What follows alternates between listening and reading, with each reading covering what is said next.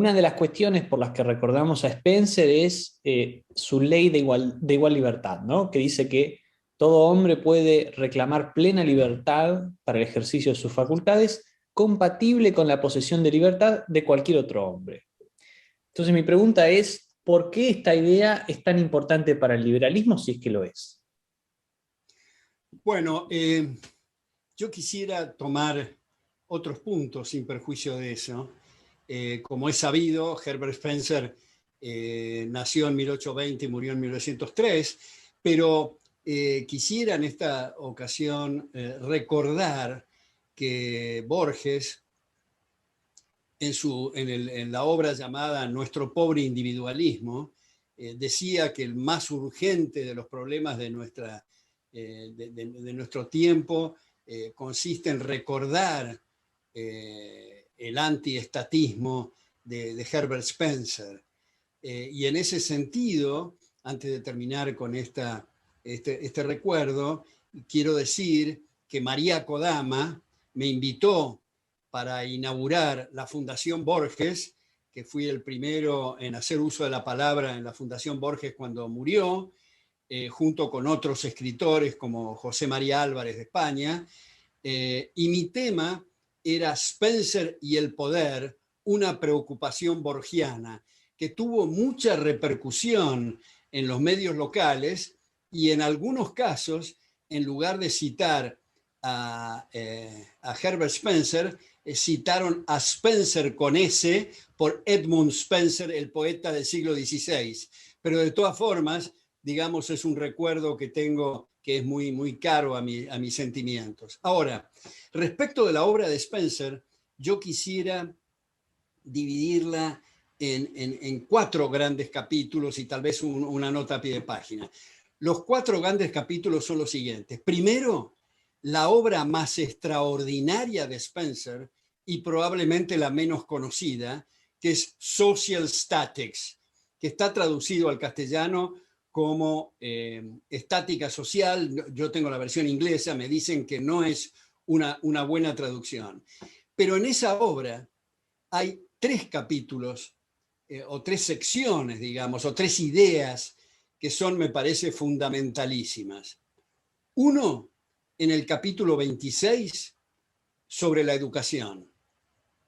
Digamos, es un pionero contemporáneo en mostrar que resulta, diría poniéndolo en mis palabras, una bofetada a la inteligencia el tener ministerios de educación y cultura, puesto que la educación y la cultura son procesos abiertos, competitivos, evolutivos, y que las auditorías cruzadas entre las distintas instituciones buscan el máximo de excelencia, y que alguien pretenda imponer estructuras curriculares o establecer pautas, como digo, es una afrenta a la educación. Esto es un primer punto. Un segundo punto, bueno, eso es en el capítulo 26 de Social Statics. En el capítulo 29, Spencer es un adelantado y un pionero a la tesis de Hayek sobre la privatización del dinero.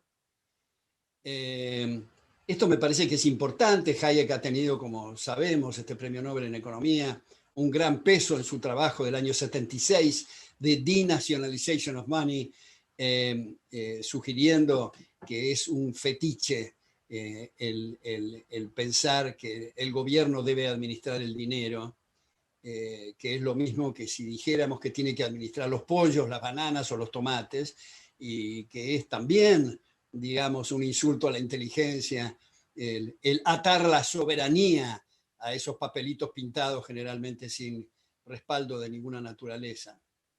Entonces, es un adelantado en la abolición de la banca central. Como sabemos, Marcos, la banca central, por más que sean muy honestos los banqueros centrales y los más competentes del orbe, solo pueden decidir entre uno de tres caminos: a qué tasa expandir, a qué tasa contraer o dejar igual la masa monetaria. Cualquiera de las tres cosas que decida va a estar alterando los precios relativos, o sea, precios relativos distintos de los que hubiera sido si no hubiera habido la intromisión. Y si vienen algunos, si me permite la expresión, mequetrefes, que dicen que, bueno, pero si los banqueros centrales tuvieran la bola de cristal y hacen lo mismo que hace la gente, ¿cuál es el problema? Mi respuesta es, si va a hacer lo mismo que hace la gente, ¿para qué diablo se metió? Primero, con ahorro de honorarios. Y segundo, la única forma de saber lo que la gente quiere es dejarla actuar. Y el tercer punto, la tercera sección es en el capítulo 19, donde el concepto medular de Spencer es que la gente debería de tener el derecho de ignorar el aparato estatal. Y esto va en línea con la pregunta que usted inicialmente formuló.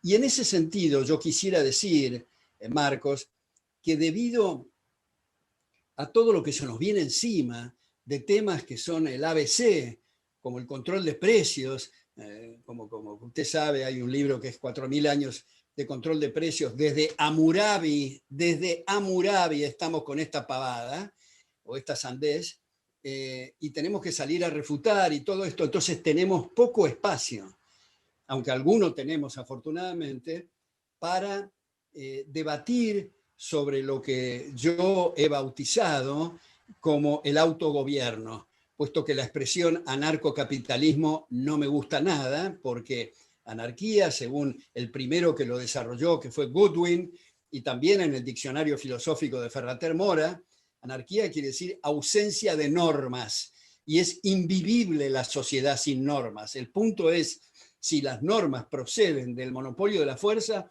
o es un proceso de orden espontáneo y evolutivo. Entonces, hay puntos que son cruciales, como los bienes públicos, como los free riders, como el dilema del prisionero, como la asimetría de la información, como el teorema Kaldor-Higgs, como el equilibrio Nash y como tantas otras cosas que hemos tenido poca oportunidad de desarrollar en un debate que es inconcluso. Yo personalmente, en el año 93, escribí un libro que se llama Hacia el autogobierno, donde desarrollo esto con el prólogo del Premio Nobel en Economía James Buchanan.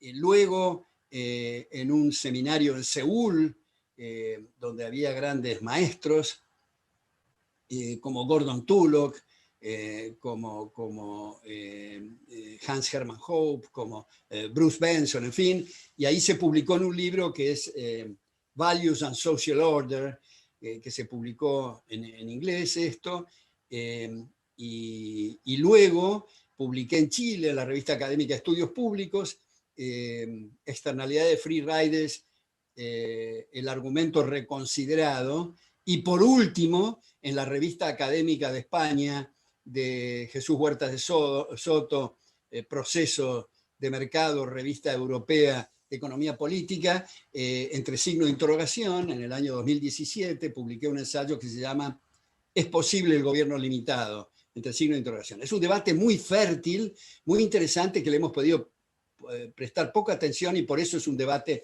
inconcluso, pero es importante señalar esto de Spencer. Esta es la primera obra y la más atractiva. Bueno, Murray Rothbard ha señalado también que es la obra más atractiva de Herbert Spencer. La segunda obra son Los principios de la ética, que el mejor libro que yo tengo 2 o 3 de ese principio de ética, es el editado por Liberty Fund en 2 tomos. Allí en Herbert Spencer, por lo menos desde mi perspectiva, hay temas que yo estoy en desacuerdo, que no es una cosa muy original decirla, porque es muy raro el coincidir 100% con ningún autor, incluso con uno mismo. Uno mismo cuando escribe y después revisa lo que escribió, uno dice qué lástima que no mejoré la marca, qué lástima que no puse tal punto en vez de tal otro, en fin. Como dice Borges, si no publicamos, nos pasamos la vida corrigiendo borradores, porque no hay tal cosa como texto perfecto. El texto final es fruto del cansancio o de la religión, dice Borges. Bueno, entonces, ¿en qué puntos tengo disidencias? En sus elaboraciones sobre el utilitarismo, en algunas elaboraciones un tanto confusas sobre los copyrights, en su conocido darwinismo social, pero tiene contribuciones muy importantes. Yo diría que la que resalta más, y cuando yo era rector de SIADE lo subrayamos en un seminario con Ezequiel Gallo en la revista académica Libertas, que es el capítulo 22 de la cuarta parte de Los principios de la ética, donde dice Herbert Spencer, el título es Los así llamados derechos políticos. Y dice básicamente que la gente, al ver que hay gobiernos y al ver que se habla de derechos políticos, como suponiendo que gracias al gobierno existen los derechos, alterando los nexos causales. Y pone este ejemplo.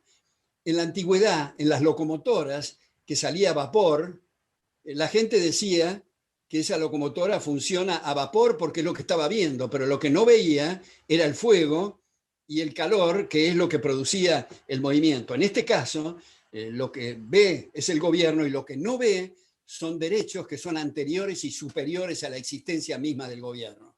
Que su función, por lo menos teóricamente, es proteger y garantizar esos derechos, lamentablemente muy tergiversado en nuestra época, en casi todas partes, porque la gente tiene que protegerse y huir del gobierno, que teóricamente es su protector, que lo agrede con impuestos insoportables, con endeudamiento astronómico, con regulaciones asfixiantes, con emisión monetaria a niveles inauditos, etc. Bueno, esta es la segunda. La tercera y la cuarta quisiera verlas de modo conjunto. Y es su obra más conocida, El hombre contra el Estado. Y la quiero vincular a otra obra de él que se llama El exceso de legislación, traducido muy tempranamente por Miguel de Unamuno en Madrid, al castellano. Y aquí hay un punto conjunto, digamos, en estas dos obras. Primero, en El hombre contra el Estado, las últimas líneas de Herbert Spencer dice: antiguamente el liberalismo se ha ocupado de ponerle límites al poder de los reyes. Hoy día, la función del Parlamento o la función del liberalismo es ponerle límites al Parlamento. Y eso está vinculado a esa otra obra que señalé, El exceso de legislación, porque aquí viene un punto que me parece que es interesante en el contexto spenceriano, y es los límites al poder legislativo, que Hayek, otra vez para citarlo, en Law, Legislation and Liberty, en la edición original del año 73, en las primeras 12 líneas, dice Hayek que los liberales han contribuido avances notables desde la monarquía absoluta, etc., pero tenemos que reconocer que hemos sido un completo fracaso en ponerle bridas o ponerle límites al Leviatán. Entonces, Hayek, en el tercer tomo de la misma obra, sugiere límites al poder legislativo respecto a la no reelección, respecto a las funciones de las cámaras, respecto a las edades, etc. Y a eso, en debates con respecto a lo de Hayek, se ha agregado algo que ocurre en Estados Unidos, ocurría con más fuerza y vehemencia antes, pero sigue ocurriendo en los estados, por ejemplo, de Texas, de South Dakota, de Nevada, donde los legisladores son tiempo parcial, por dos motivos. Primero, para evitar esa manía de la sobrelegislación. Y segundo, para que los políticos no vivan de la política y sepan lo que es trabajar en el sector privado. Ahora, desde luego que acá, en este punto, El hombre contra el Estado, Spencer sostiene, está en el espíritu de su obra, que uno de los problemas garrafales de nuestra época es no entender qué es el derecho. El derecho tiene como contrapartida una obligación. Si yo le digo a Marcos que gano 100 en el mercado, hay la obligación universal de respetarme esos 100. Pero si yo digo ganando 100, que tengo que ganar 200, y el gobierno me otorga semejante facultad, quiere decir que yo le he metido la mano en el bolsillo coactivamente a otros para que me financie la diferencia. Por lo tanto, es un pseudo derecho. Y vivimos en la era de los pseudo derechos. El derecho a una vivienda digna, el derecho a una motocicleta con 3 caños de escape, el derecho a vitaminas, a hidratos de carbono, el derecho... Son todos pseudo derechos. Yo pongo habitualmente el ejemplo de lo ocurrido en la época de Rafael Correa en Ecuador, hace no tanto tiempo, en la Asamblea Constituyente, los miembros, afortunadamente no prosperó esta propuesta, pero los miembros sugirieron seriamente poner en la Constitución el derecho al orgasmo de la mujer. Esto, digamos, empaña cualquier producción cinematográfica de Woody Allen. Lo mismo, digamos, en la Constitución, tres constituciones anteriores a la de Brasil, donde un inciso establecía cuál es la tasa de interés en términos reales.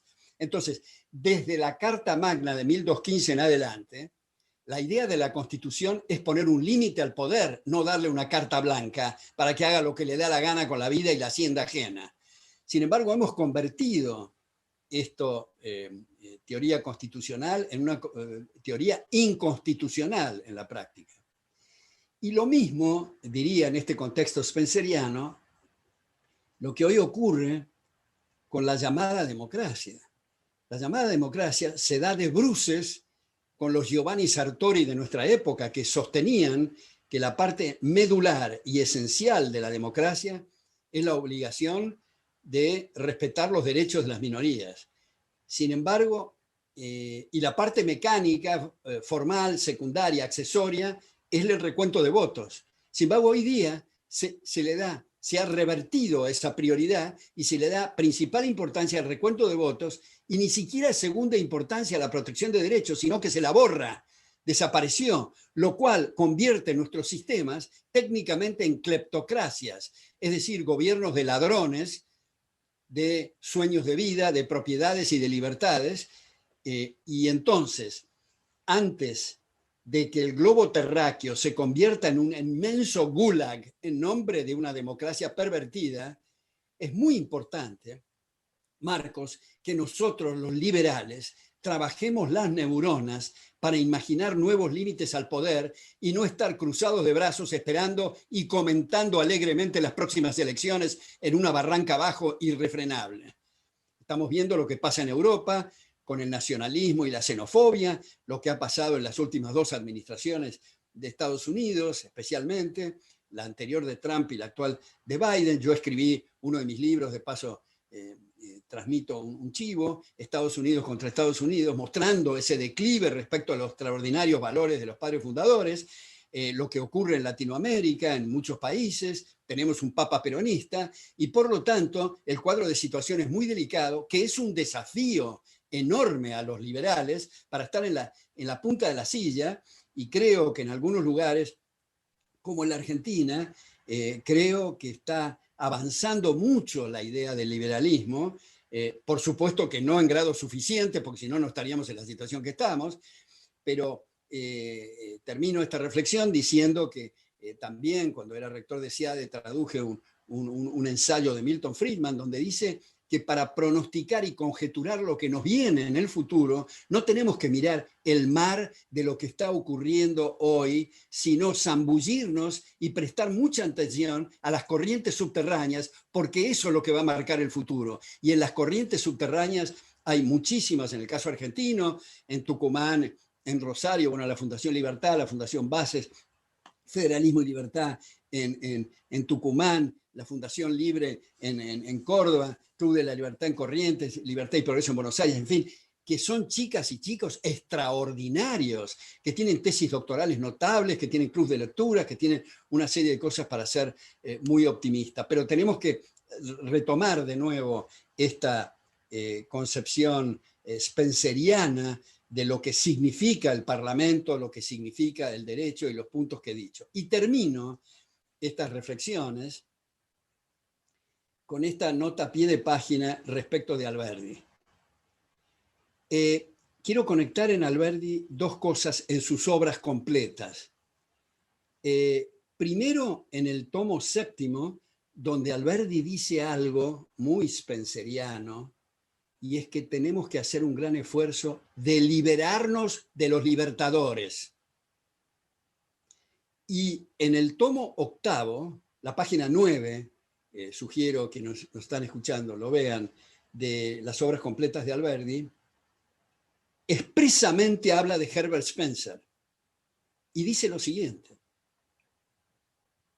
no tenemos más que mirar lo que pasa en las plazas públicas de la mayor parte de las ciudades para ver que están infectadas de estatuas de políticos y militares que son los que han puesto palos en la rueda. ¿Quiénes deberían de estar en esas estatuas? Según Herbert Spencer, y Alberdi lo suscribe, los empresarios.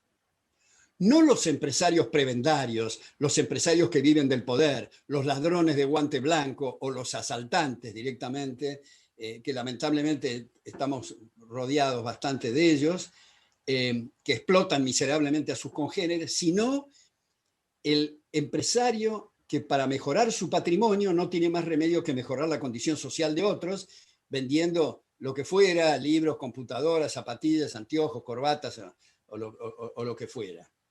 Y en la medida en que da en la tecla con los gustos y las preferencias de los demás, va a ganar, y en la medida que se equivoca, incurre en quebrantos. Entonces, porque dice Alberdi, citándolo a Herbert Spencer, ¿de dónde viene, por ejemplo, diríamos nosotros ahora, este Zoom y esta computadora, Internet? De la mente de innovadores, de la mente de empresarios. ¿De dónde viene la misma computadora? Que en realidad está mal decir computadora, ahí no me voy por las ramas para decir que el que computa es el ser humano, porque son impulsos eléctricos. Está mal dicho computar, lo mismo que cuántas veces se ha dicho, hablamos de la memoria de la computadora. La computadora no tiene memoria, es el ser humano que tiene la memoria. Nuestros abuelos o bisabuelos, según la edad que tengamos, hacían nudos en el pañuelo para recordar algunas cosas y nadie en su sano juicio va a decir qué memoria brutal tiene el pañuelo. Entonces, es el ser humano, y lo mismo la inteligencia artificial, etc. Pero en todo caso, dice, ¿de dónde vienen los medios de comunicación? Los transportes, ¿de dónde viene la medicina? ¿De dónde vienen los métodos de la agricultura, los alimentos? Todo es el ingenio de empresarios. Ahora, el empresario, por el hecho de ser empresario, no quiere decir que entienda de filosofía, ni siquiera del proceso de mercado. Por eso hay que mantenerlo en brete en el mercado. Cuando un empresario visita a algún funcionario en una casa de gobierno, se prende una enorme luz colorada. Ahí hay una señal de peligro, puesto que hay la tentación de atarse al poder y convertirse en un empresario prebendario. Bueno, yo creo que en 25 minutos, un resumen muy apretado de la extraordinaria obra y contribución de Herbert Spencer. Gracias, Marcos. Alberto, muchísimas gracias a vos. La verdad es que ha sido una exposición muy completa. Solamente, muy brevemente, si quisieras decirme, digo, de estos 4 ejes que estuviste hablando, de las obras que vos conocés de Spencer, ¿hay alguna que te parezca más importante? ¿O de estas contribuciones de Spencer, hay alguna que te parezca la más importante para nosotros los liberales? Bueno, es lo que dije al principio, Marcos, es Social Statics, sin ninguna duda, su mejor obra. No me consta que haya sido mal traducida al castellano, yo tengo, como digo, la versión inglesa, pero es muy importante las elaboraciones que hace, que se adelantan a bibliografías que son posteriores y, bueno, tal vez naturalmente más sofisticadas, pero digamos son el puntapié inicial. Esa obra, Los principios de la ética, que dije de Liberty Fund, tiene un prólogo muy interesante a mi querido amigo, ahora muerto, Tibor Machan, donde señala también sus discrepancias con algunas cosas y alaba y pondera sus contribuciones, porque esa es la cuestión, ¿no? Siempre, como decía Karl Popper, el conocimiento significa corroboraciones provisorias abiertas a refutaciones.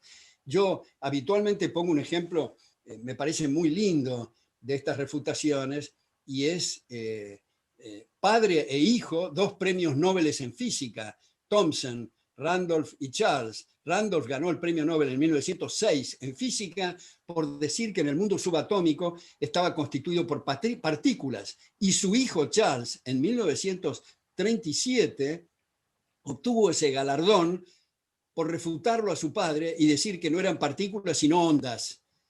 Me parece una cosa lindísima, porque muchas de las cosas que estamos diciendo hoy vamos a ser refutados el día de mañana. No hay más que ver medicina o economía o lo que fuera. Ese es el progreso.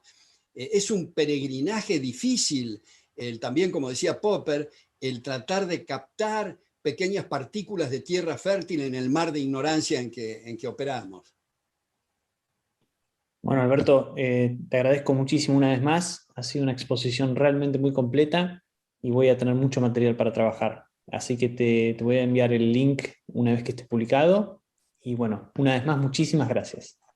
Bueno, gracias Marcos, y me gustaría que me lo pongas a este video bajo mi nombre en YouTube, junto con mis otros videos, a los efectos de utilizarlo con otros grupos para fines didácticos.